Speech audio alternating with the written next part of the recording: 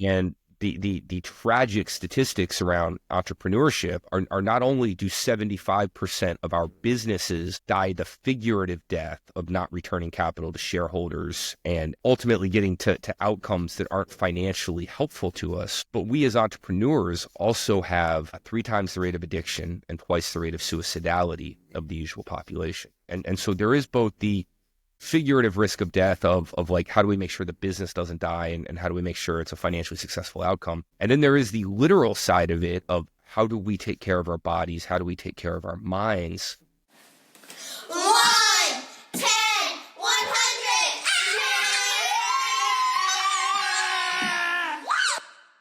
Hello and welcome to episode number 4 of the 1-1000 show. My name is Eric Boggs. I'm the host and creator of this thing. This is a show about founder happiness, and I'm very happy to have another guy on here named Erik that's tall, that went to Carolina. So you know you're going to love this guy. It's my friend Erik Severinghaus, who has had a pretty amazing life and career. Business-wise, he was a co-founder at Eye Contact. He brought Papa John's franchises to Chicago. He's had plenty of failures to go along with plenty of successes, but he's a really bright and deep guy who's really been through some things. He's probably best known for writing a book about his trek to the top of Everest and how he learned through that process how to be a better founder, how to be a better entrepreneur, and how to be a better person. We get into some pretty deep topics on this episode. I want you to know that there are mentions of pretty complicated mental health challenges, including suicide and suicidal ideation. If you or someone you know is struggling with these issues, please take care of yourself. Please take care of listening to this episode. If you need help and you're in the United States, you can dial 988 to get the suicide hotline. I appreciate you listening. I think you really like this episode. Erik, my friend, you well-named fellow, how are you?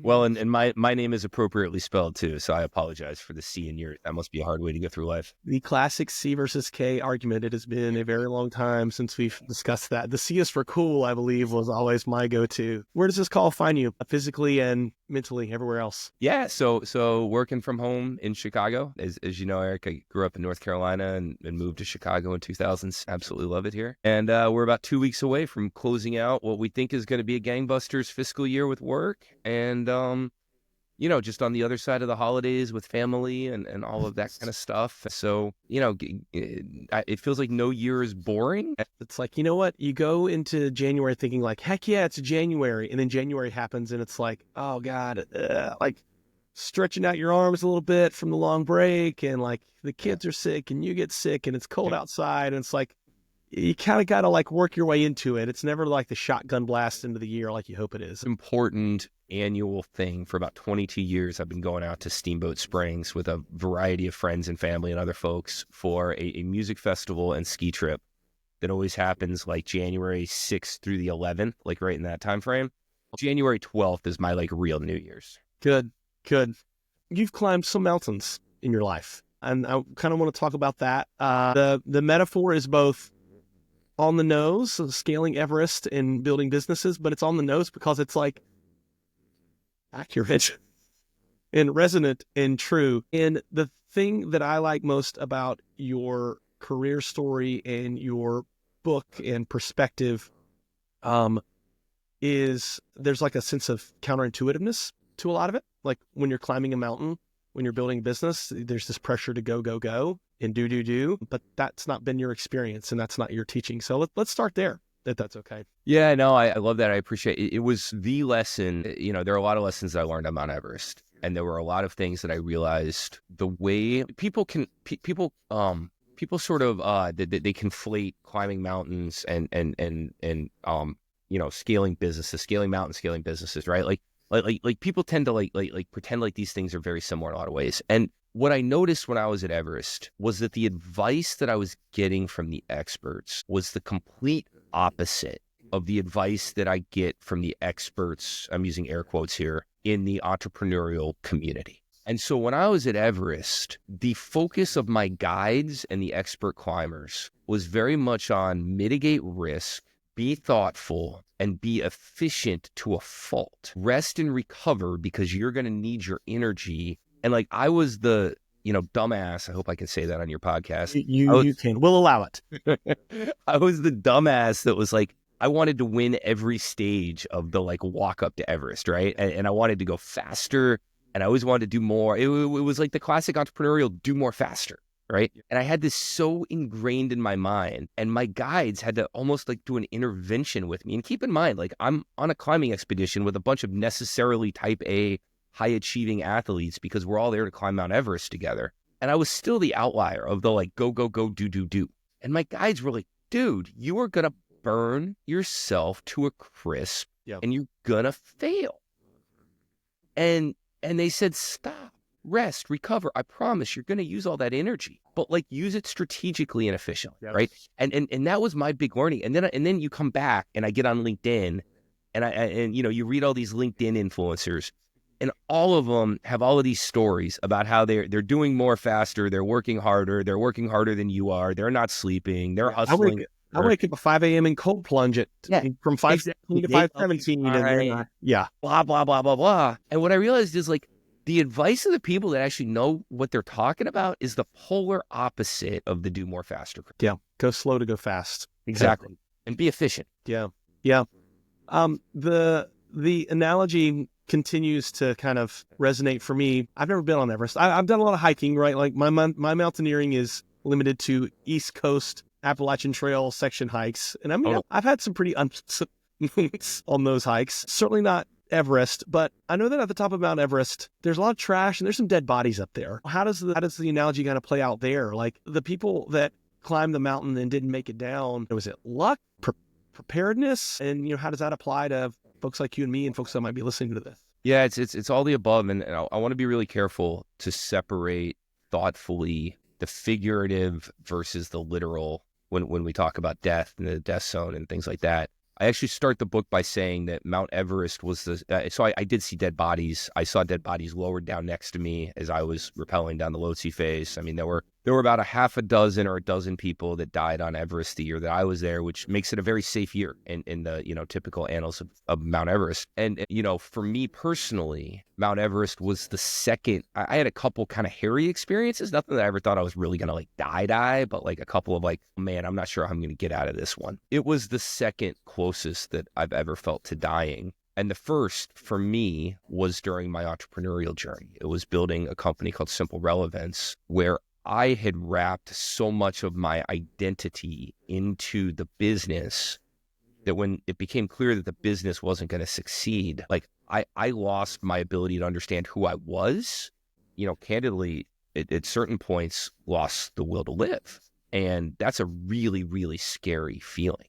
And the tragic statistics around entrepreneurship are not only do 75% of our businesses die the figurative death of not returning capital to shareholders and ultimately getting to outcomes that aren't financially helpful to us, but we as entrepreneurs also have 3 times the rate of addiction and twice the rate of suicidality of the usual population. And so there is both the figurative risk of death of like, how do we make sure the business doesn't die and how do we make sure it's a financially successful outcome? And then there is the literal side of it of how do we take care of our bodies? How do we take care of our minds so that we ultimately get what we want out of this journey? And, that those dangers are obviously at the forefront when you're on Mount Everest. You're thinking about that a lot. You're thinking about the preparedness. You're trying to make sure that you're lucky. Like all those things factor in, right? You have to be prepared. You have to work hard. You also have to be lucky. Like all of that has to come together. It's not all inside of your control. The mountain gets a say in whether you climb it too. And it's no different than in our entrepreneurial journeys, as you know very well, Eric. You can do everything right and still fail. That's just part of this game that we're playing. Yeah, the mountain gets a say. That's exactly right. The market gets a say. That's exactly right. And there's nothing you can do about it. And certainly in markets, just brutally unforgiving and can change on a dime. Share and appreciate your honesty. And I wouldn't have asked the question if I didn't know what the answer was going to be. I've been there too, brother. Like I've been there, many times. And it feels like once you go into that dark place as an owner or founder of just profound unhappiness and just not knowing how you're going to work yourself out of it, all the way into like what you experienced, it feels like it's always with you. And, when you were in that dark place, how did you find your way out of it? Yeah. So for me, and I always want to say that if you find yourself in these places, number one, please go talk to somebody, talk to friends, talk to doctors, like have the courage to get the help that it took me a long time to go get.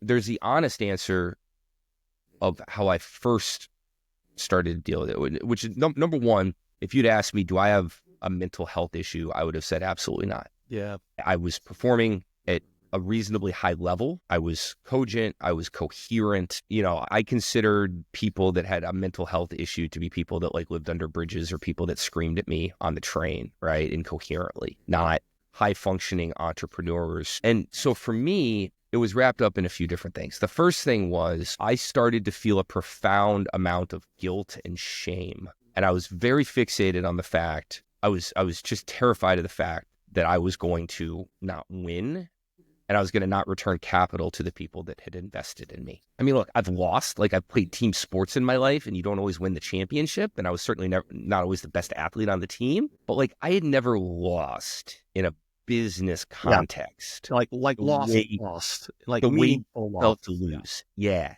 And I just didn't know how to deal with it. And so I felt shame. Every time I started to feel happiness or joy, I would stamp that part of my being out because I felt guilty about feeling joy. It was like, how can you feel happy? How can you feel relaxed? Don't you know that you're failing?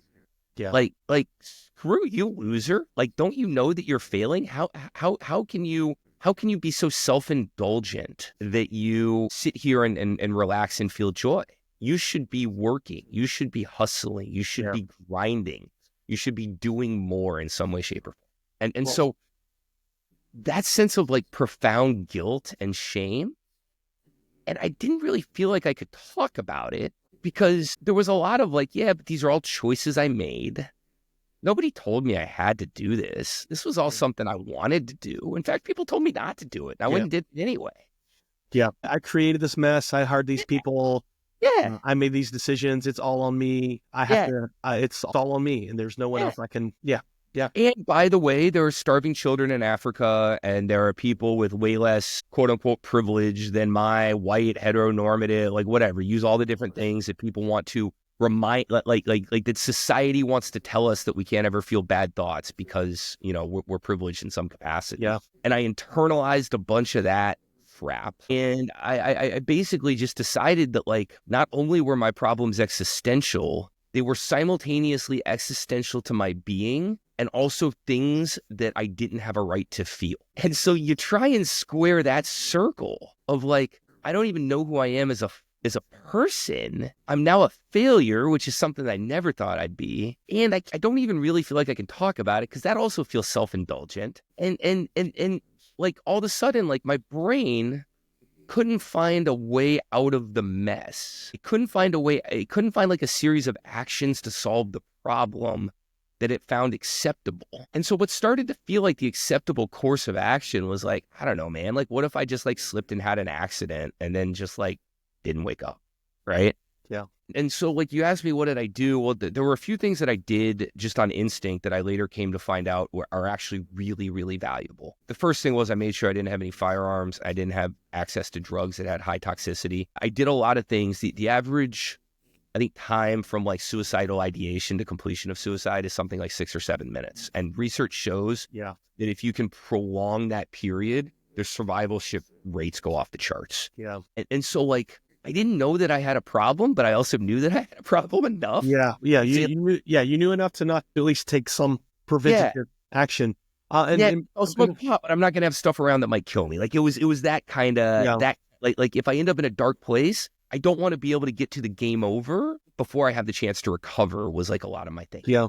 Yeah. A quick aside. I mean, I've known you for a long time. We've known each other for a long time. Full Relevance was an old school rep-off client. Like way back. Yes.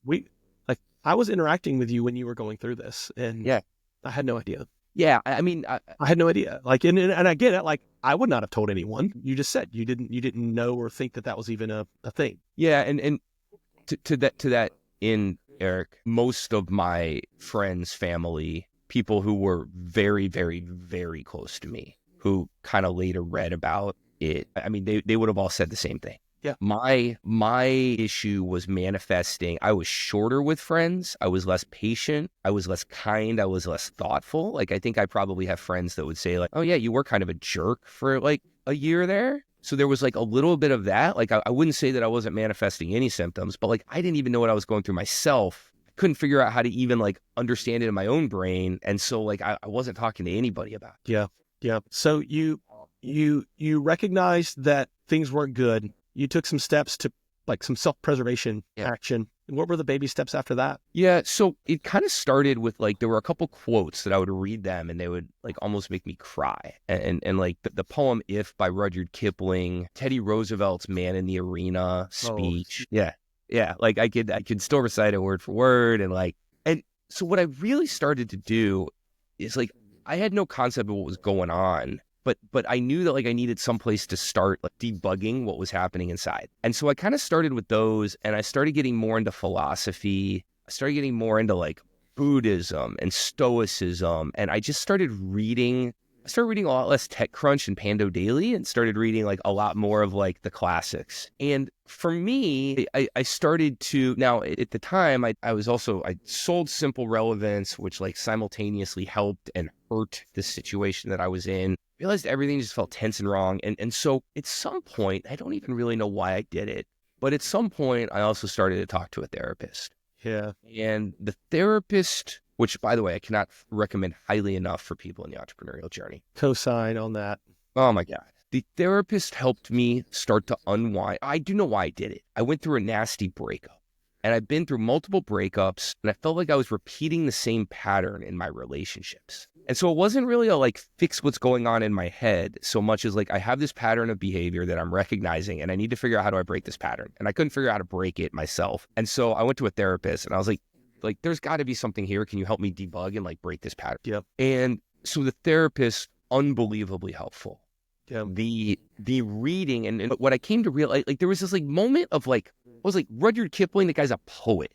Teddy Roosevelt, that guy was like Teddy Roosevelt, whatever. You could read all the books. He's a category on his own. Yeah, sure. You can't even classify him as whatever, right?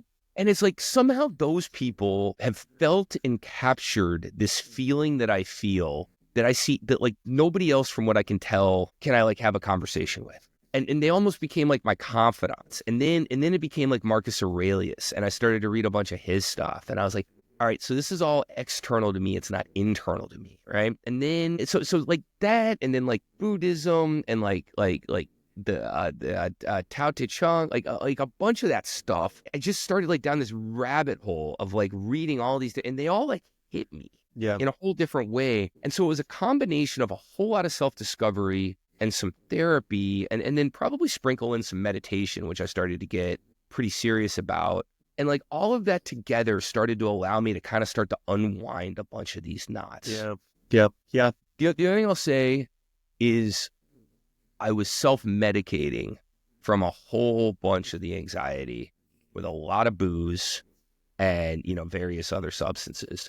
And I started to develop a much healthier relationship. I've never been a teetotaler. I'm not a dry January spiritual adherent. But I did start to develop a much, much better understanding of like why I was drinking, why I was using substances. Yep. What was it that was leading me to some of that? And like, was I using some of it as a shield to hide behind or a way to, whatever? And so once I started to understand a lot of those dynamics, then I started to unwind a lot of that too. And I started to be way, way, way more intentional about how I think about some of those things. Yeah. Well, you can't, if you're a mess internally, you can't address the mess externally. Right. And, from what you described, you slowed down, you took care of yourself, you took care of your body, and that let you start to heal Erik, the person, and that is what's created Erik externally. That's had a lot of success and has been able to, do a lot of other amazing things. That's inspiring to hear me. The other big point that I want to touch on, because it's kind of where we began, is I came to realize what bullshit it was to put all of this stress onto myself. And candidly, I came to authentically forgive myself. And this was what I think prompted yours and my conversation here. Was a LinkedIn conversation we had around this. Yep. I learned how, and I use the word learned intentionally because I do believe it's a learned skill. I learned how and relearned how to forgive myself for making mistakes, to recognize that I wasn't perfect as CEO of Simple Relevance, and that's okay. Perfection's an unattainable goal. And as I go through this phase of the journey, now running a new company, I try very hard to be the opposite of that. I try very hard. It's like opposite George, right? Like what would Erik of the past done? All right, well, Erik of the past would not have allowed himself to feel a modicum of joy because things are going perfectly.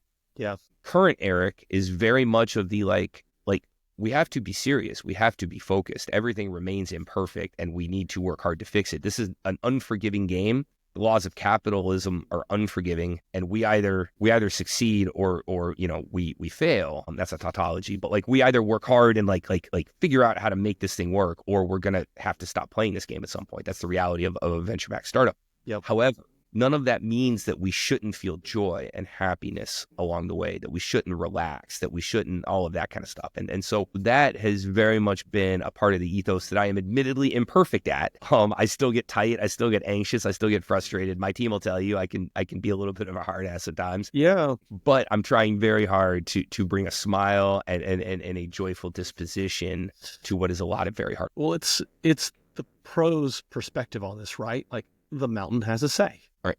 Right. Like, you can show up with an amazing team and a great set of ideas, but markets change and tastes change and unforeseen things happen in the world that are going to have a far greater impact on your business success than your smarts or your background or whatever else you think that it might be. And accepting that and letting go of the hubris and the ego, man, that's hard. That's hard. I'm 44 years old and it's hard. I hope that I'm 84 years old one day and can at least acknowledge that I made some progress, but it's hard, man. And what I'll say, what I've come to appreciate in the entrepreneurial journey, like what's the point of all of this anyway? Right. So like what I have come to appreciate is, for me, the fact that it's hard is the point. Yeah. Like this is the whetstone that allows me to sharpen the sword of, how do I put the ego aside? How do I accept some of the reality of life? How do I be a better communicator? How do I be a better person? How do I be kinder? How do I be better at forgiveness? Right? How do I take these existential and cardinal virtues that humanity has understood since time immemorial are critical, and it is the point of like our time in this body with this consciousness on this planet? How do I get better at that? Well, what I have come to find is like the entrepreneurial journey, like the reason I missed it so much when I wasn't in it is because I wasn't moving up on that ladder at all. So now like I try again, imperfectly, to really have this perspective of like embracing and appreciating the fact that it is so hard, because it's like the fact that your foe is so well trained and like this mountain is so difficult to climb. Like that's what makes it the point, right? It's the cliche of Sir Edmund Hillary. It's not in the mountain we climb, it's ourselves. Yes. Right. And like it's no different in this journey than it is in any other. Yeah. The thing that you wrote on LinkedIn, explicitly give myself permission to be happy despite things being imperfect. I mean, tattoo that right here. Like that is a summation of a lot of it. And that's a summation of a lot of it so my wife is really different from me. I mean, it's probably been a long time since you've been around Kelly, but you know Kelly. Kelly knows you. She's what I describe as easy happy. She doesn't have these issues. Like when the house is a wreck and the kids are screaming and whatever, like she is zen. Like she can be happy in that.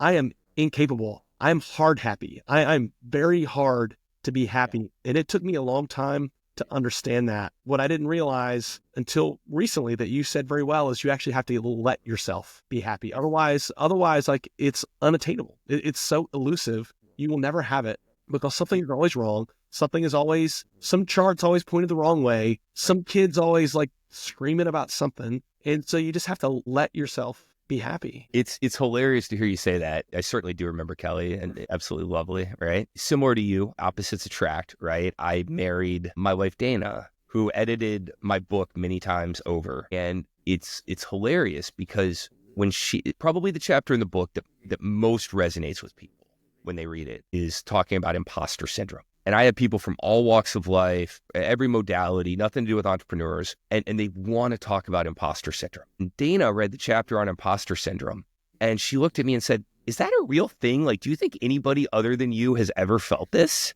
So similar to you, like this just comes so naturally to Dana. Yeah. And it is just the absolute opposite for me. Like I have to have like a protocol and a framework and an intellectual understanding to get the rest of my being there. Yeah. Yeah. I want to ask one last question, talking point here. And you alluded to it, and it's about the privilege of successful heteronormative white American guys Sure. talking about their shit. And it's complicated, right? Like Drew Howson just recorded a podcast with Lenny, the Lenny podcast guy. And if you haven't listened to it, you should. You will identify deeply. And it's pretty amazing to hear Drew Howson talk about it, because he is as good as it gets in terms of founder, operator, and he struggled with all of this that we've described. And then he kind of slips in a line that was like, okay. He's like, well, yeah, I had to just get away. And so we went to our house in Hawaii. And I was like, okay, buddy. And I'm not denying his struggles, your struggles, my struggles. But it's, I don't know. I don't know if guilt is the word that I feel. Maybe it's just an awareness of it that's complicated. I think it could be true that a lot of people have problems way, way worse than me, in part because they don't have any money and they have financial stress in their life.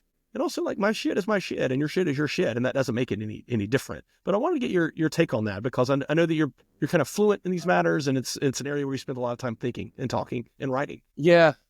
So, I mean, here's the thing, right? I am a huge believer that all of us, whatever circle you want to draw, we all in this world have a tremendous amount of privilege. We have a lot more going for us. Like, you can always point to somebody and go, have it way better than that person does. Yeah. We all have, like, compare what I think the line is, comparison is the thief of joy. Sure. And so, without getting political, I've never liked the idea of let's all line up together in a line on who has more privilege than the other one based on height, weight, sex, gender, skin color, etc. Now, again, that's an easy thing for a straight white guy to say. I get it. I hear it. I understand it. There's a lot of reasons that I don't take a megaphone and like wade into these issues. A lot of times I'm not sure anybody really wants to hear or care what I have to say about it. Since you asked me, Eric, what I will say is comparison is the thief of joy. And that is a universal human experience. No matter who we are, we can look at people that have more on a variety of dimensions, and we can look at people who have less on a variety of dimensions. None of that changes. And by the way, we can look at people contemporaneously, the people that we exist on the planet with right now. We could look at ourselves historically. Oh, yeah. And I throw that one at my kids all the time. Yeah. It's my favorite line to use with my kids whenever they say something isn't fair is I say, what's really not fair is how much more you have than everybody else. Yeah. And so if you want life to be fair, I can make it more fair. But by the way, let's take the mean global caloric input for children on this planet. I can restrict you to that amount of calories, and we'll see whether you want life to be fair or not. Yeah. Right. So for me, like, what I had to realize is I can simultaneously be very, very grateful for the tremendous number of blessings that I have. Time, space, living in this country. Like, I can be unapologetically grateful for the fact that, like, I have a life that I very, very much enjoy living. And I'm not going to apologize for that ever and anywhere. I can also recognize that there are things in my life that I perceive to be problems that I have to figure out how do I solve. And, you can take it all the way back to, like, Jesus Christ dying on the cross and saying, forgive others for what they've done. They know not what they do. Here's a guy going through a terrible, terrible ordeal being foisted upon him, not worried about feeling sorry for himself, trying to figure out how does he make the world a better place by driving forgiveness into other people, right? And so I would pull all that back around to say that, like, I don't think any of this stuff's mutually exclusive. To me, the problem that we get into, the problem I got into. So let me take it out of the world and let me personalize it back to me. The problem I got into was I refused to acknowledge and I refused to stare down the very real issues that I was facing. And I hid behind a variety of tropes that I had internalized as a way of avoiding the very real problems that I had. Yep. Once I realized that I could both be grateful for what I have and I could recognize that I had some things that I had to work on, and I could go spend energy working on those things, and I didn't need to worry about what anybody else thought about it. I could just go do it. And I put away all the excuses. Well, then it was way easier to untie a lot of those knots. Yeah, that was therapist lesson number one for me. Frankly, one of the things that got me to a therapist was things are going so well for me, but I'm unhappy. And I feel bad because I'm unhappy because my dad grew up in a dirt floor house, with no heat. And who am I to complain about that? Like no one in my family went away to like. There's a lot of like where I come from and who I am, and and it was my therapist. It was basically like, you know what, that's fine, and you know what, the thing that you need to learn is all of those things can be true at the same time. Right. And the thing I'll add to that, I know we're way over time here, but I'll let you edit it. Yeah, no, you're going, dude. This is all going in. This is good. The thing I would add to it is like I try to be really thoughtful and sensitive. I'll tell you, like one of my pet peeves in life is like rich white guys that sit around and all they do is complain about taxes and like complain about the thing that they don't have. Okay. Yeah. And like not to say that I've never complained about taxes in my life, but like I try to be sensitive and thoughtful about the things that I have and the way that may come across in terms of what it is I complain about. That being said, the human journey that we are all on, the Joseph Campbell hero's journey of like, how do we face down whatever dragons happen to be lurking in the caves that, we are all on that exact same journey together, regardless of skin color, regardless of gender, regardless of income bracket. We're all in the same human journey in a lot of ways. And so the recognition that we're in it, the recognition that like it's part of our life, that's just accepting reality and ignoring that.